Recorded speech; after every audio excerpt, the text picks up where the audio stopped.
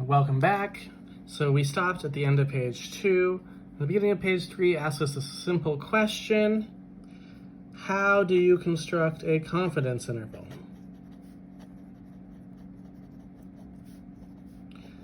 And that's a good question. We really need to know a few things, though. We need to know how accurate we want to be, and we need to know roughly what the standard deviation is, but we can calculate that ourselves, so it's not so bad. So to construct a confidence interval, we need p hat, which is our point estimate. That's where we divide x by n to get like the percentage from our sample. And then we also need our required level of confidence.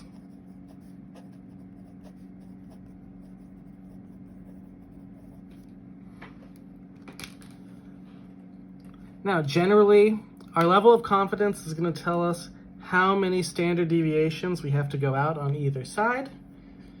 And just remember that if 95% is in the middle, that 5% on the outside is split into 2 pieces, just like in that last video. And that amount that you're going out on each side is what the margin of error is. So the margin of error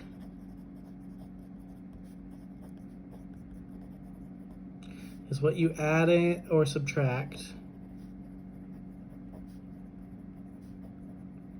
from your point estimate, p hat, in order to get the bounds.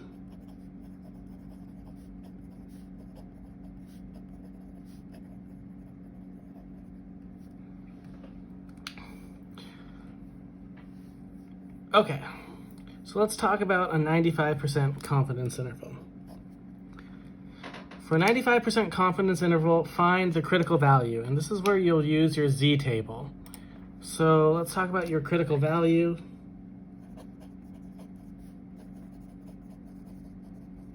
Again, what does a 95% confidence interval look like? It's where 95% is in the middle, and that means 5% is on the outside, but remember that 5% is split into 2 pieces, so 2.5% on each side. Now, if I'm looking for a z-score, what am I actually looking for here? What's to the left of this upper bound? This is actually 97.5%.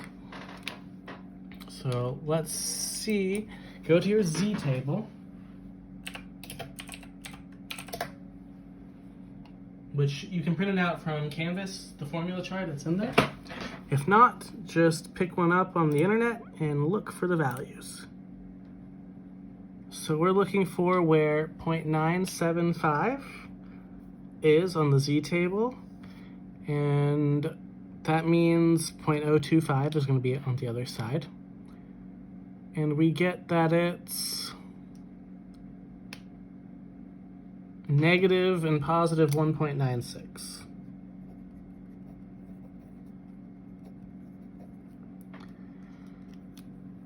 So what does that tell us? That tells us we need to go 1.96 standard deviations to the right or the left in order to get this, my bounds for my confidence interval. So if it asks you for z alpha,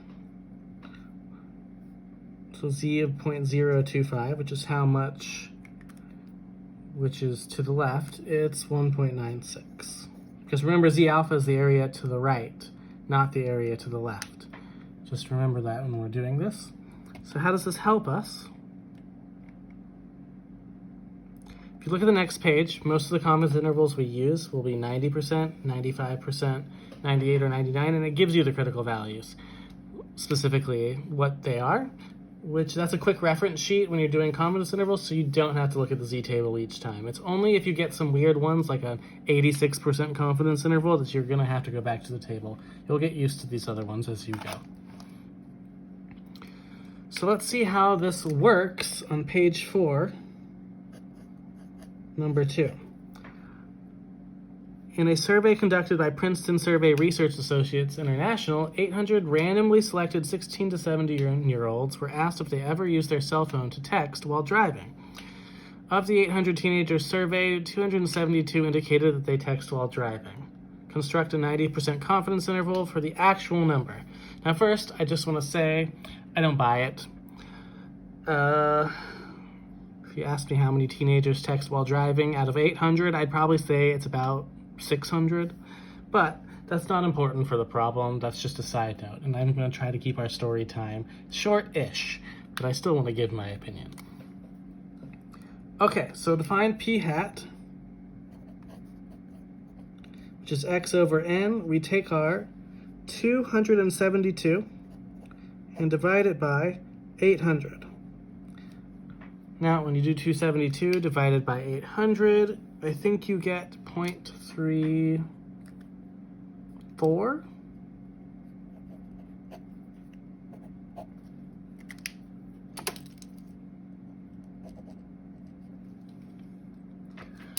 Okay, so now I need my critical value. If I've got a 90% confidence interval, that means my middle is 90%, and what's on the outside? 5% each. So what are those z values? Well, we need to find what 0.95 is, or you can just reference the above 90% confidence interval number. It should be 1.645. And negative 1.645 on the left. So what does that mean I have to do? Well, so z of 0.10 over 2, which is, what's 0.10 divided by 2? It's 0.05, which is where we're finding the 5%. It's 1.645. We'll plus or minus this in the end. Now your error is 1.645. That number from part B, times the square root of, it says p hat times 1 minus p hat, because that's your standard deviation, over n. So how many people, what's p hat? It's 0.34. What's 1 minus 0.34? It's 0.66 if you want, but you can put 1 minus 0.34 in there. Make sure that those are all in parentheses, divided by the number of people total in the survey, which was 800. So you put this in your calculator.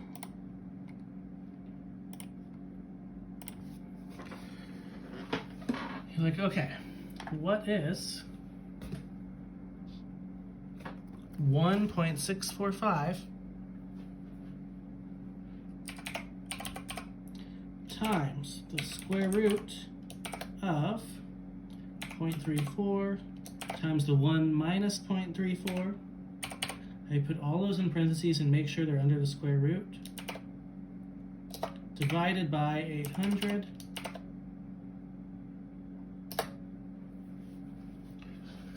Now, I got 0.02755.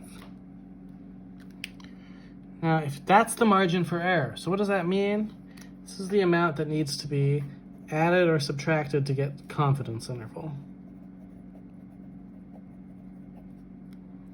So we need to take 0.34 minus 0.02755, and we need to take 0.34 plus 0.02755. And once we do that,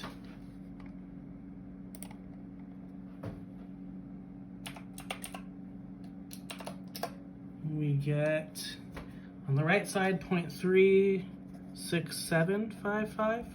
On the left side, we get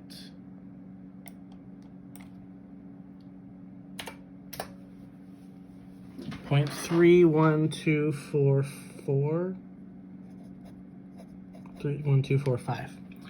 So that means our confidence interval is 0.31245 to 0.36755. And that is a 90% confidence interval. And that is the end for today's lesson. We'll do the rest of 9.1 next time. See you later.